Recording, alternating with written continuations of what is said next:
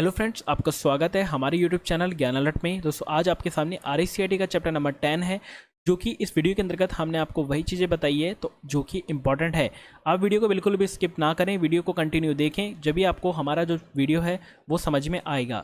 अगर आपको हमारा वीडियो अच्छा लगता है तो आप ज़रूर से लाइक करें, और अगर आप हमारे चैनल पर नए हैं तो आप हमारे चैनल को ज़रूर से सब्सक्राइब कर लें, क्योंकि इस चैनल के अंदर आपको सभी RICIT संबंधित जानकारी मिलेगी जो कि आप चाहेंगे। तो चलिए स्टार्ट करते हैं आज का चैप्टर नंबर 10। अब आता है चैप्टर नंबर 10, जो कि चैप्टर नंबर 10 का नाम है मोबाइल डिवाइस स्मार्टफोन के साथ कार्य करना। इस चैप्टर के अंदर आप सीखेंगे कि मोबाइल डिवाइस की किस तरीके से कार्य करती है वह सभी चीज़ें। तो सबसे पहले स्टार्ट करते हैं मोबाइल डिवाइस स्मार्टफोन के साथ कार्य करना। तो जैसा कि आप सभी को पता है कि मोबाइल प्रौद्योगिकी यानी मोबाइल टेक्नोलॉजी ने हमारे काम करने को का एकदम से तरीका बदल दिया गया है। काफ़ी मतलब जो भी हम जिस तरीके से हम कार्य करते हैं दिन प्रतिदिन, उसको पूरा का पूरा जो चेंजेस कर दिया एक मोबाइल टेक्नोलॉजी ने, तो वो किस तरीके से किया है वह सभी चीज़ें आप इसके अंदर पढ़ेंगे। तो मोबाइल प्रौद्योगिकी में प्रगति के कारण लोग हमेशा आपसे क्या रहते हैं, जुड़े हुए रहते हैं। कहीं भी कभी भी कैसे भी आपसे लोग मोबाइल के ज़रिए जुड़ सकते हैं, ये सभी को सभी को पता है। लोग अब मोबाइल के माध्यम से चाहे दिन हो या रात हो, कभी भी अपना डेटा कोई भी चीज़ हो आपस में बात कर सकते हैं, और कोई भी चीज़ हो उसे शेयर भी कर सकते हैं। अब इस चैप्टर के अंदर आपको एक चीज़ जो इम्पॉर्टेंट है वो क्या आपको सीखने की मिलेगी कि मोबाइल उपकरणों व मोबाइल ऑपरेटिंग सिस्टम, मोबाइल पर ऐप्स और राजस्थान के नागरिकों के लिए कुछ उपयोगी ऐप के बारे में जानकारी आपको मिलेगी। तो मोबाइल उपकरणों के बारे में, मोबाइल डिवाइस कौन कौन सी क्या होती है, और मोबाइल के अंदर कौन कौन से ऑपरेटिंग सिस्टम होते हैं, और मोबाइल में कौन कौन सी एप्लीकेशन है जो कि राजस्थान गवर्नमेंट ने राजस्थान के नागरिकों के लिए डेवलप किया गया है, तो इस चैप्टर के अंदर सीखेंगे। तो सबसे पहले इन्होंने जो कैटेगरी स्टार्ट करी है वो स्टार्ट करी है हैंडहेल्ड डिवाइस के प्रकार से। तो बाज़ार में कई प्रकार के उपकरण उपलब्ध हैं। हालांकि इस सेक्शन में कुछ लोकप्रिय उपकरणों पर भी चर्चा की जाएगी, जो कि आपको सबसे पहले इन्होंने बता रखा है कि फीचर फ़ोन के बारे में। सबसे पहले इन्होंने बताया है कि फ़ीचर फ़ोन कौन सा होता है। तो यहाँ पर आपको फ़ीचर फ़ोन के बारे में जानना है कि फ़ीचर फ़ोन एक मोबाइल फ़ोन का ही एक कैटेगरी होती है, जो कि आधुनिक स्मार्टफोन यानी मॉडर्न स्मार्टफोन के विपरीत होती है। इसमें लो एंड मोबाइल फ़ोन को दर्शाता है। अब मैं आपको एक सिंपल भाषा में मैं बता देता हूँ कि फ़ीचर फ़ोन एक लिमिटेड ऐप आपको इस फ़ोन के अंदर मिलेंगे। जैसे कि पहले अगर हम ज़माने की बात करते हैं, हालांकि अभी भी वो मोबाइल चलते हैं जिसके अंदर पहले से प्री इंस्टॉल एप्लीकेशन ही यूज़ आते हैं, एक्स्ट्रा हम कोई सी भी एप्लीकेशन को उसमें इंस्टॉल नहीं कर सकते हैं। वह सभी हमारे फीचर्स फ़ोन की कैटेगरी के अंदर आते हैं। और फीचर फ़ोन में आपको मालूम है कि हम इसके अंदर टेक्स्ट मैसेज, बेसिक मल्टीमीडिया और इंटरनेट जैसे फीचर काम में ले सकते हैं। अब बात करते हैं हमारे स्मार्टफोन की, जो कि अभी जो हम यूज़ करते हैं अधिकतर जो कि स्मार्टफोन होते हैं। स्मार्टफोन के बारे में मेरे ज़्यादा आप लोग सभी जानते हैं कि स्मार्टफोन क्या है क्या नहीं है। बाकी फीचर्स फ़ोन और स्मार्टफोन के अंदर आपको डिफरेंस ज़रूर से आना चाहिए। अब स्मार्टफोन जो होते हैं जिसके अंदर हम कोई से भी टच स्क्रीन इंटरफेस होता है, आप आसानी से इंटरनेट एक्सेस कर सकते हैं, कोई भी चीज़ को डाउनलोड कर सकते हैं, सभी चीज़ें आप अपने स्मार्टफोन के अंदर कर सकते हैं। और एक ऑपरेटिंग सिस्टम भी आपको चलाने में इन सभी चीज़ों को सक्षम होता है। स्मार्टफोन में आप इंटरनेट ब्राउज़ कर सकते हैं, कंप्यूटर की भांति बुनियादी सॉफ्टवेयर भी सभी आप इसके अंदर इंस्टॉल कर सकते हैं। आपको पता है हम हमारे जो भी स्मार्टफोन होते हैं उसके अंदर कोई सी भी एप्लीकेशन इंस्टॉल कर लेते हैं। अब बेसिक कुछ है कि हम ये सभी जानते हैं कि स्मार्टफोन क्यों पॉपुलर है, इसकी क्या खासियत है।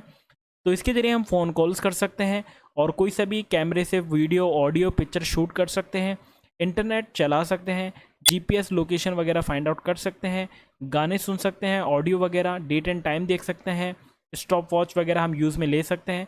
ऐसे ही हम वॉइस डिक्टेशन, नोट्स वगैरह तैयार करना, टॉर्च लाइट, कैलकुलेटर, ई बुक रीडर और कई सारी एप्लीकेशन को हम व गेम को हम इसके अंदर डाउनलोड कर सकते हैं और उसको यूज़ कर सकते हैं। तो ये थी कैटेगरी दोनों के बीच के अंदर फीचर फ़ोन और आपके स्मार्टफोन की। अब जो नई कैटेगरी आ रही है वो कि हम सब जानते हैं कि टैबलेट क्या होता है। तो टैबलेट भी हमारा एक मोबाइल की तरह ही होता है, जिसका साइज यहाँ पर 7 इंच के बड़ा होता है, और एक बड़े स्मार्टफोन का जैसे ही हमारा एक टैबलेट होता है, जो कि एक लैपटॉप और नोटबुक और एक पर्सनल डिजिटल असिस्टेंट के बीच की एक कड़ी होती है, जिसमें यूज़र अपनी स्टाइल से, उंगली की स्टाइल से इस पर कार्य कर सकता है। इसके बारे में हमें मालूम है ही, तो इसको इस ज़्यादा टॉपिक में हम बात नहीं करेंगे। आपको अगर इम्पोर्टेंट, आप अगर नहीं जानते इसके बारे में ज़्यादा तो आप इसको पढ़ सकते हैं। टैबलेट के बाद में आता है फैबलेट। तो एक फैबलेट एक कंप्यूटिंग डिवाइस की तरह होता है जो कि डायगोनली मेज़र किया जाता है, जिसकी स्क्रीन का साइज 4x7 इंच का होता है। जैसे कि नाम से पता चलता है कि एक टैबलेट जो कि फ़ोन के रूप फीचर में भी कार्य करता है। हालांकि उपकरण का आकार जो होता है वो छोटे आकार का उपयोगकर्ता को उन्हें जेबों या छोटे बैग में भी ले जा सकते हैं। और इसके अंदर हम क्या क्या कर सकते हैं, फ़ोन के अलावा एक फैबलेट में आमतौर पर एक टैबलेट की सभी सुविधा होती हैं, जैसे कि touch screen, virtual keyboard, mobile operating system और ब्राउज़र, ये सभी चीज़ें। तो अभी हमने 4 चीज़ें पढ़ी थी, जो कि सबसे पहले जो हमने पढ़ा था फीचर फ़ोन पढ़ा था, फिर इसके बाद में स्मार्टफोन पढ़ा था, फिर टैबलेट के बारे में पढ़ा था, उसके बाद में हमने पढ़ा था फैबलेट के बारे में। अब जो नया टॉपिक है वो है आपका बिल्कुल अलग टॉपिक है ये, ठीक है। अब ये इंपॉर्टेंट इसलिए है क्योंकि इसके अंदर हम बात करेंगे मोबाइल ऑपरेटिंग सिस्टम की। किसके बारे में पढ़ेंगे, मोबाइल ऑपरेटिंग सिस्टम के बारे में। अब पढ़ते हैं इसमें कि मोबाइल ऑपरेटिंग सिस्टम, जिसमें इसे मोबाइल का ओएस भी कहा जाता है। अब एक ऑपरेटिंग सिस्टम जो मोबाइल फ़ोन पर स्मार्टफोन व पीडीए, टैबलेट, कंप्यूटर और हैंडहेल्ड डिवाइस जैसे मोबाइलों को चलाने में सक्षम होता है। अब मोबाइल ऑपरेटिंग सिस्टम एक सॉफ्टवेयर होता है जो कि किसी अन्य प्रोग्राम, जिन्हें एप्लीकेशन प्रोग्राम भी कहा जाता है, जो कि मोबाइल डिवाइस पर चलता है। जैसे कि आपने कोई भी, अगर आप मोबाइल यूज़ करते हैं जिसके अंदर आपको जो भी फंक्शनैलिटी जो भी चलती है वो हमारी किसके ऊपर चलती है, ऑपरेटिंग सिस्टम उसे ऑपरेट करता है। और जो भी आप एप्लीकेशन उसके ऊपर यूज़ करते हैं वह सभी हम ऑपरेटिंग सिस्टम के ऊपर करते हैं। अब यहाँ पर आपको दे रखा है कि मोबाइल ऑपरेटिंग सिस्टम, जिसके अंदर हम touch screen, Bluetooth, wifi, music player, personal digital, speech recognization, ये सभी चीज़ें हमारे ऑपरेटिंग सिस्टम में अवेलेबल हो जाती है। यहाँ पर आपको मोबाइल ऑपरेटिंग सिस्टम के नाम दे रखे हैं। एप्पल का iOS, एंड्रॉयड है, ठीक है, और विंडोज़ फ़ोन है। इन तीनों के बारे में आप लोग अच्छे से जानते हैं, बस आपको यहाँ पर नाम याद रखना है कि ये जो कैटेगरी होती है वो हमारे मोबाइल के ऑपरेटिंग सिस्टम होते हैं। इसके बाद में जो अब ऑपरेटिंग सिस्टम में सबसे पहले इन्होंने कैटेगरी ली है जो कि मोस्ट पॉपुलर कैटेगरी है, इसके बारे में हम सभी जानते हैं, जिसका नाम है एंड्रॉयड ऑपरेटिंग सिस्टम। आपको यहाँ पर ये याद करना है कि लिनक्स कर्नल पर बना हुआ ऑपरेटिंग सिस्टम गूगल ने बनाया है। गूगल के बारे में आप लोग सभी जानते हैं, जो कि मतलब गूगल ने ही एंड्रॉयड एप्लीकेशन का डेवलप किया है, मतलब ऑपरेटिंग सिस्टम का डेवलप किया है, जो कि मोबाइल उपकरणों में चलता है। वो आपको मिल जाएगा, जो कि एक ओपन सोर्स सॉफ्टवेयर होता है। एंड्रॉयड वर्तमान में ज़्यादा उपयोग आने वाला ऑपरेटिंग सिस्टम है। इसको आपको इम्पॉर्टेंट है कि एंड्रॉयड सबसे मोस्ट पॉपुलर ऑपरेटिंग सिस्टम में से आता है। अब यहाँ पर बताया गया है कि गूगल एस्ट्रो के नाम से 2008 में पहले एंड्रॉयड सिस्टम का रिलीज़ किया गया। कुछ समय बाद अपग्रेड, बेंडर और कपकैप भी जारी किए गए। तो गूगल ने इनकी अल्फ़ाबेटिक ऑर्डर में इसे एक मिठाई, मतलब एक स्वीट्स के तौर पर इनके नाम रखे हैं, जो भी इन्होंने वर्जन निकाले हैं उसके अंदर। तो अब आपको एक चीज़ ध्यान रखनी है, ये सभी जो हैं वो सभी ये सभी आप जो देख रहे हैं, ये सभी जो वर्ज़न वो हमारे एंड्रॉयड के वर्ज़न है। आपकी बुक के अंदर, जो कि पहले अगर बुक छप जाती है तो उसके अंदर जब बुक छपी थी तो जब नवीनतम जो वर्ज़न था एंड्रॉयड का वो था नॉगॉट, आपको याद रखना है, ठीक है, नॉगॉट था। बट अभी की बात करते हैं, अभी 2020 की हम बात करते हैं, तो अभी आपके एंड्रॉयड 11 तक आ चुका है। अभी नॉगॉट यहाँ पर बात देख रहे हैं, इसके बाद में ओरियो भी आ गया है, पाई भी आ गया है, एंड्रॉयड 10 आ गया है। इसके बाद में जो लेटेस्ट जो अभी है 2020 की बात कर रहे हैं, तो उसके अंदर एंड्रॉयड 11 आ गया है। अब आपको यहाँ पर ऑप्शन देकर ही अपना आंसर को लगाना होगा। इसके बाद में अब आता है नया जो ऑपरेटिंग सिस्टम है। ये सभी जो आप देख रहे हैं लिस्ट, वो सभी हमारी एंड्रॉयड के वर्जन की है। अब इसके बाद में जो नेक्स्ट ऑपरेटिंग सिस्टम है जो कि हमारा है विंडोज़ फ़ोन OS। अधिकांश विंडोज़ ऑपरेटिंग सिस्टम बहुत ही परिचित हैं, जो कि दुनिया भर के अधिकांश कंप्यूटरों में उपयोग किया जाता है। जैसे आप अपने कंप्यूटर में जो ऑपरेटिंग सिस्टम यूज़ में लेते हैं विंडोज़ का, वैसे ही आपको मोबाइल के अंदर भी देखने को मिल जाएगा। हालांकि इन फ़ोनों को अभी बंद कर दिया गया है, बट आपको ये याद रखना पड़ेगा कि विंडोज़ के अंदर भी हमारा फ़ोन OS ऑपरेटिंग सिस्टम आया था। माइक्रोसॉफ्ट द्वारा रिलीज़ किया गया नवीनतम विंडोज़, जो कि विंडोज़ 10 के रूप में जाना गया है, उपयोगकर्ता के बीच में लोकप्रियता भी इसने हासिल की थी। तो इसके बारे में कुछ इंपॉर्टेंट नहीं है, बस आपको ध्यान रखना है कि विंडोज़ ऑपरेटिंग सिस्टम जो कि एक मोबाइल ऑपरेटिंग सिस्टम के तौर पर भी आया था। अब इसके बाद में थर्ड जो आता है ऑपरेटिंग सिस्टम वो एप्पल का iOS है। आपको ध्यान रखना है एप्पल के iOS में 3 कैटेगरी आपको यहाँ पर ध्यान रखनी है। एक तो होता है जो एप्पल का जो iOS होता है वो एक होता है मल्टी टच होता है और मल्टी टास्किंग ऑपरेटिंग सिस्टम होता है, जो कि आपके एप्पल के 3 प्रोडक्ट डिफाइन करता है। एप्पल के मोबाइल जिन्हें हम बोलते हैं आईफोन, एप्पल के जो प्रोडक्ट है आईपैड और फिर आता है हमारा आईपॉड। तो ये 3 कैटेगरी एप्पल रिलीज़ करता है, आईफोन, आईपैड, आईपॉड। तो आपको ये भी याद रखना है। सॉफ्टवेयर का एक विशेष स्पेशल वर्कर होता है, जैसे कि एप्पल वॉच भी आती है। एप्पल iOS को तीसरे पक्ष की सिस्टम की उपयोगिता करने की इजाज़त नहीं होती है, यानी एप्पल जो होता है, एप्पल जो कंपनी है वो खुद अपना ऑपरेटिंग सिस्टम को मैनेज करता है। और जो एंड्रॉयड था वो थर्ड पार्टी होता है, उसको एक्सेस कर सकते हैं, ओपन सोर्स होता है, उसको कोई भी आसानी से पढ़कर समझकर अपना काम कर सकता है। बट एप्पल का जो ऑपरेटिंग सिस्टम होता है उससे कोई भी मतलब जो थर्ड पार्टी होती है एक्स्ट्रा, उसको इजाज़त परमिशन नहीं होती है। अब यहाँ पर बात करते हैं कि सफारी वेब ब्राउज़र के साथ आता है। अब यहाँ पर जो हम इंटरनेट यूज़ करते हैं एप्पल वेब ब्राउज़र के अंदर, जिसका नाम है सफारी वेब ब्राउज़र, आपको याद कर लेना है। म्यूज़िक चलाने के लिए हम आईपॉड का यूज़ करते हैं। आपको ईमेल मैनेजमेंट के लिए एप्पल का मेल का प्रयोग करते हैं। इसके बाद में नया जो टॉपिक है, अभी हमने पढ़े थे मोबाइल के ऑपरेटिंग सिस्टम। अब इसके बाद में जो नया टॉपिक है वो है स्मार्टफोन पर गूगल प्ले को कैसे कॉन्फ़िगर करते हैं।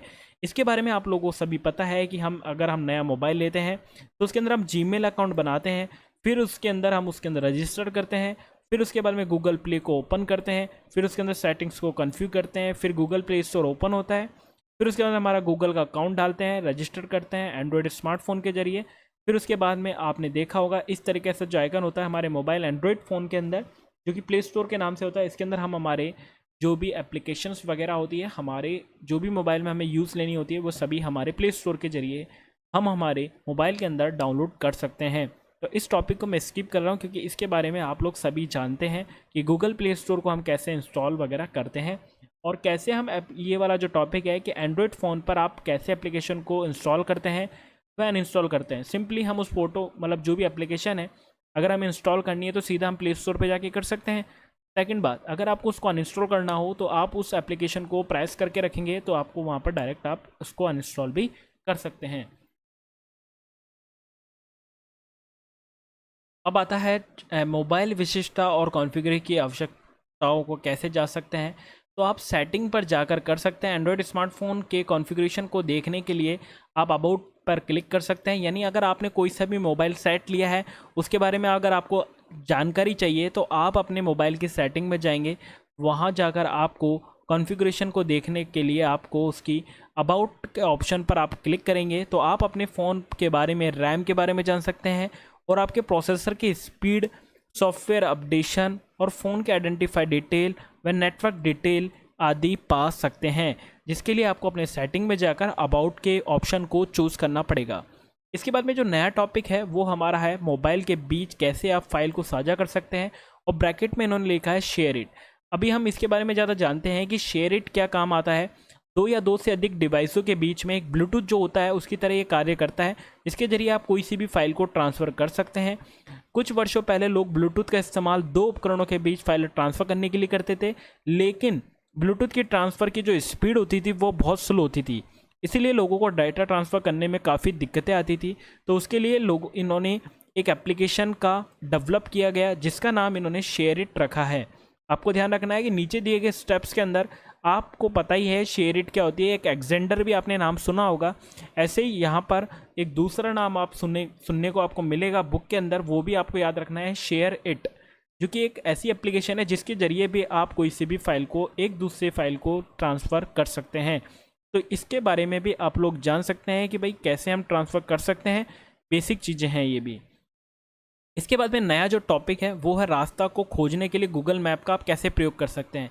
तो ये भी मुझे उम्मीद है कि आप लोगों को पता होगा कि अगर हम मोबाइल के ऊपर कोई सी भी जगह का एड्रेस फाइंड आउट करते हैं तो वो कैसे करते हैं। तो उसका काम क्या होता है भाई, गूगल मैप को सुविधाजनक, कन्वीनियंट, विश्वसनीय और उपयोगी उपकरण होता है जो कि उपयोगकर्ता को एक स्थान से किसी भी चुने गए गंतव्य के लिए, अपना रास्ता खोजने के लिए आसान बना देता है। तो कैसे आप ढूंढ सकते हैं, आपको हमारे द्वारा प्रैक्टिकल क्लासेस स्टार्ट की जाएगी जल्द से जल्द। पहले हम चैप्टर को कंप्लीट कर दें, उसके बाद में आपका जो भी थ्योरी प्रैक्टिकल होगा वो भी हम आपको बताएंगे। तो हाल फिलहाल आपको देखना है भाई, गूगल मैप के जरिए हम जो भी डायरेक्शन होती है उसको फाइंड आउट कर सकते हैं। इसके बाद में आपके सामने आएगा नया जो टॉपिक है कि आप इसमें दीक्षाएँ वगैरह भी प्राप्त कर सकते हैं, कि कैसे कर सकते हैं। और यहाँ पर इसके बाद में ये जो नया टॉपिक है वो हमारा है सेटिंग पैनल। किसकी सेटिंग पैनल? हमारे मोबाइल के बारे में, जो कि हमारा चैप्टर है कि ब्लूटूथ, मोबाइल, जीपीएस डेटा आदि वाईफाई। तो ब्लूटूथ फिक्स्ड और मोबाइल डिवाइस से छोटी दूरी पर डाटा साझा करने के लिए एक वायरलेस तकनीक मानक होता है, ये हम सभी जानते हैं। अपने मोबाइल पर Bluetooth hands free handset, car kits या अन्य ब्लूटूथ डिवाइस को चालू और कनेक्ट करने के लिए आपको सेटिंग पर जाना होगा और उसे बंद होने पर ब्लूटूथ चालू करना होगा। एक बार शुरू करने के बाद आपको मोबाइल में सभी उपलब्ध ब्लूटूथ डिवाइस खो जाएंगे। अब देखिए, इसमें आप लोग जानते हैं कि हम कैसे हमारे डिवाइस के अंदर ब्लूटूथ कनेक्ट कर सकते हैं। जीपीएस के बारे में आप लोग जान लें कि जीपीएस क्या होता है।